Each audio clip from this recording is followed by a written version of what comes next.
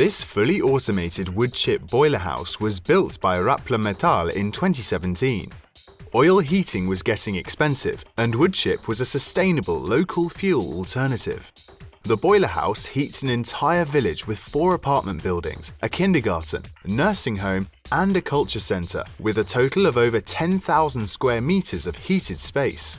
The main components of the boiler house are moving floor woodchip storage, a fuel supply system with screw conveyors, an intermediate hopper, moving crates woodchip boiler, multicyclone for fly ash separation, and an automated ash removal system. The boiler house is fully automated and controlled remotely. Daily on-site maintenance is not required. Rapla Metall carried out full contracting of construction and installed all the components, which also included an automated pneumatic cleaning of flue pipes, screw compressor for pneumatic cleaning, multicyclone, expansion vessels, hydraulic station, boiler monitoring and automation, automated backup generator, water softening devices, and thermostatic mixing system.